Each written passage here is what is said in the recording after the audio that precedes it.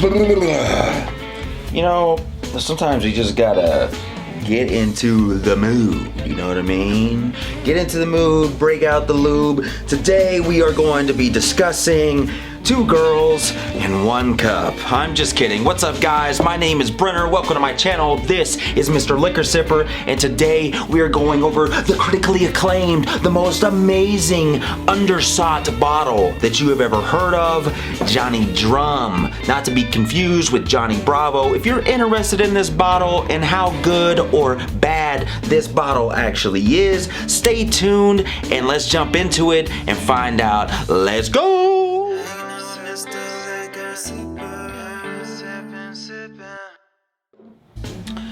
What is up, guys? Again, thank you very much for jumping into the glass with me today. We're going to be discussing this Johnny Drumm. It has been passed over multiple times. You've probably seen it and you never even actually fucking knew it because it just kind of blends in. So after all that stuff being said, you know, you walk past this bottle, it just looks like another average run-of-the-mill bottle. You're not expecting much from it, so you just kind of look over it, you look past it, you look through it, and you look beyond, and you try to find something with a more signature or signifying name. Now, this bottle I came across in different forms. I actually came upon it when I was doing the list of best bourbons, I think, that were between the $30 to $40 range. This bottle happens to be within that $40 range. Now, the classification for this is a straight bourbon bottle. It comes from the company Johnny Drumm Distilling Company out of Kentucky. Distillers would be Willett. My experience with Willett has not always been too great if you look back at some of the other Willett reviews that I've done, but I am open-minded to try this one. Excuse me, try this one out.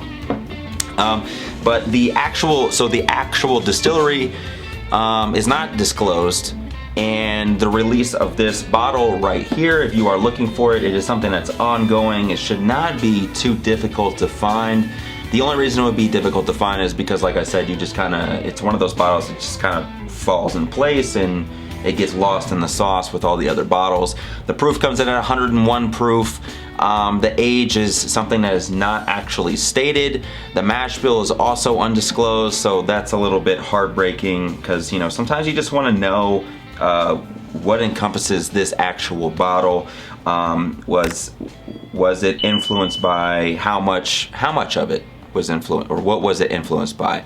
The color of this is a medium copper color, and as I stated, as of 2022, I believe I bought this bottle for roughly $40. Again, this is all dependent on where you live. I don't want some schmuck jumping into the comment section saying, well, where I'm at, it cost me $45. So you're getting upset over a $5 swing.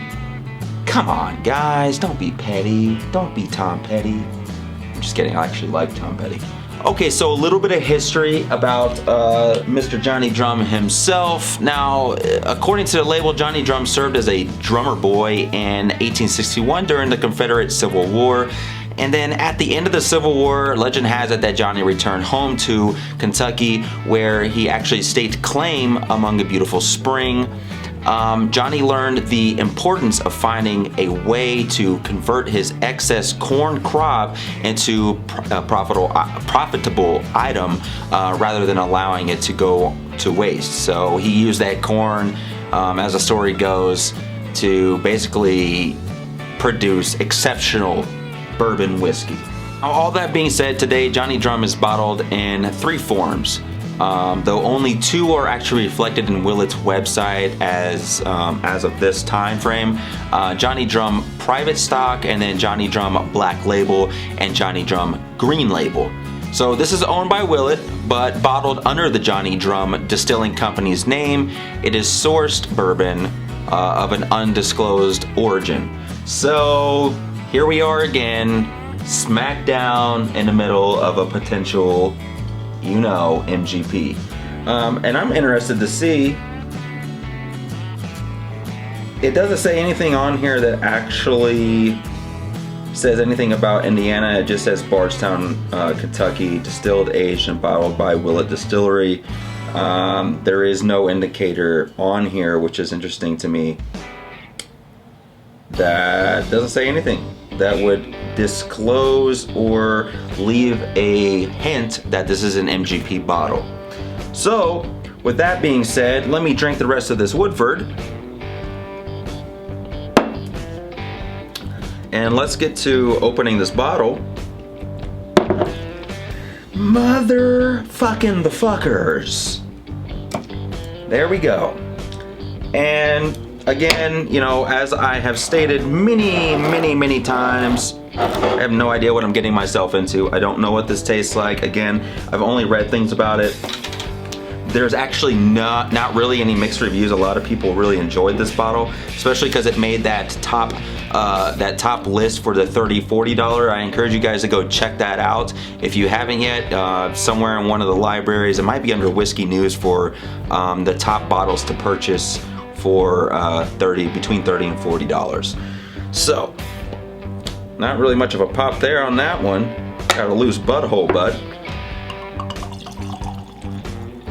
All right, little pour. That was a little awkward with the loose butthole bud thing. Sorry. You know, sorry. Awkward. All right, so as I like to do, get a little bit of air in there. Little air in there, little swirl for the girls, as I say. You know, all right. And it's always a good time for nosing for newbies. All right. Oh man, and that just hits you strong. It smells like the cup that was used from Two Girls, One Cup. It also smells like Elvis Presley's pleather pants. It smells like Charlie Sheen's fuck couch, STDs, AIDS, and also Magic Johnson's Unknown Cure. It smells like Johnny Cash's song, The Ring of Fire, was all about his secret hemorrhoid problem. I also get hints of Axl Rose's unconfessed hygiene problem. And a little bit of a boys to men turned to men to grandpas. Smells like Joe Rogan's hair transplant scar, with a little hint of the Backstreet Boys turned into 50-year-old pedophiles in the back alley. So now they're the back alley boys.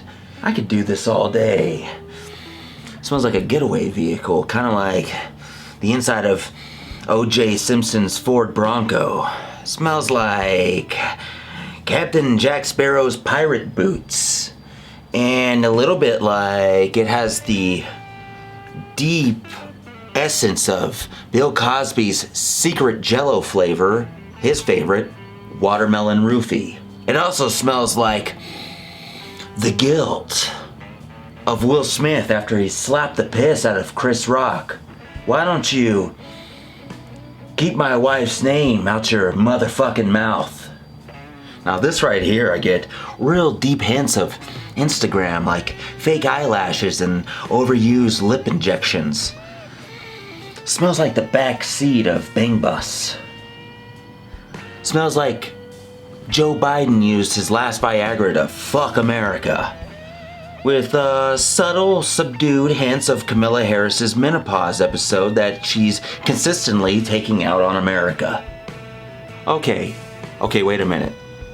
Now we're gonna go to the real nose. Real nose, guys, real nose. No, wait a minute, that's not it. Nope. Smells like the Democrats and Republicans are having a fuck fest and everyone in America was invited. Smells like uncontrollable American debt and low-paying jobs. Oh, God, it smells like a prison pillow. It smells like Jared from Subway's sexual prison experience. No, wait a minute. Actually, it smells like R. Kelly's sexual prison experience, but with Jared from Subway. Okay, everyone, let's grow up for a minute. Let's do this. All right.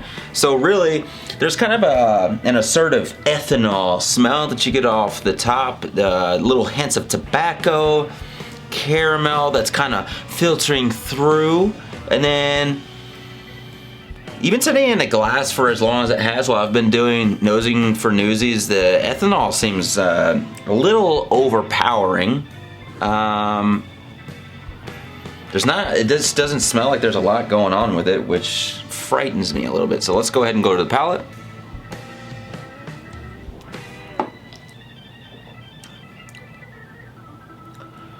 Damn. So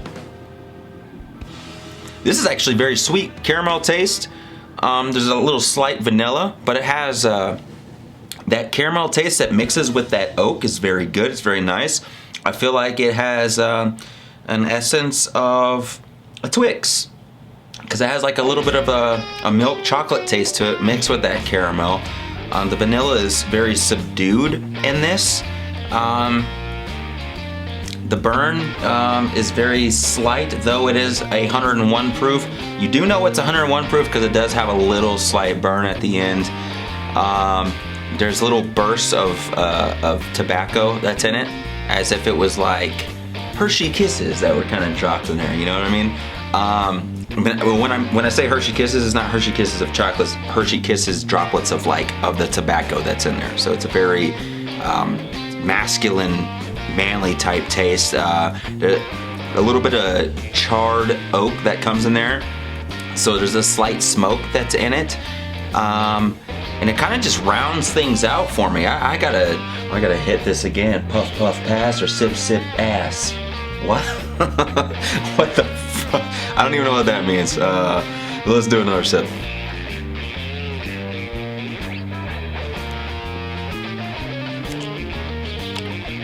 It's very rich, actually. It's rich, it's enjoyable.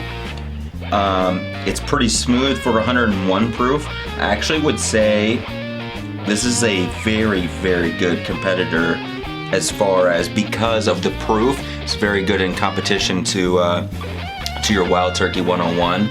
I'm actually pleasantly surprised that it tastes this good, because off the top, when I originally smelled this, even when I was doing the nosing for newbies fucking off, I didn't get a lot from it. It was very subtle scents, flavors, and the ethanol taste just, I felt like it was overpowering. So I expected this to be a very flat bourbon here, but I'm super impressed with this, actually. For a $40 bottle, now I see why it is on that list that I found in multiple different forums, because it is impressive for what you get. If a $40 bottle can provide you this, I would say if you're looking for something that is at a lower price point, that 101 or that Wild Turkey 101 proof is something that you would go to. But if you want something that has a little bit more to offer as far as a flavor profile, then this one, I would say, actually outweighs that 101 by a decent margin, because of the different profile or flavor profiles that you have in it. It seems more full-bodied, and it's not taking anything away from the 101 itself. Overall, is this a sip it or a toss it? This is 100% a sip it. This is something actually now, because I had never heard of this before, this is something I will consistently, if I can find it, have on my shelf here, because I am actually thoroughly impressed with this. I enjoyed this bottle with you guys. I enjoyed sipping on something that was brand new, that I had never even heard of before, because I've heard of a lot of bottles before I go in and do a review, but this one in particular was completely fresh to me. I've had it for probably 2 or 3 weeks after doing the top 20 to 30 bottles, or excuse me, the top 30 to $40 bottles. And I was lucky enough to find it, and I put it up on the shelf after I got it, and I was a little bit apprehensive, but here I am sipping on it, and it's probably gonna be one of my more favorite $40 bottles. If you guys have any questions, or you guys have any insight on some other bottles that you guys might want me to do a review over, or you guys are interested in, just leave a comment, let me know. Also, I will be releasing the information tomorrow because I forgot to look at it today, so I apologize. I will look and see who has commented the most, who has been the most relevant on my comment section, and I'll let you guys know in a review or some type of whiskey proof news tomorrow as far as who actually won that free bottle of whiskey, and I will hit you guys up. Again, thank you guys for jumping into the glass with me, sipping on some information, and until next time, cheers and keep on sipping.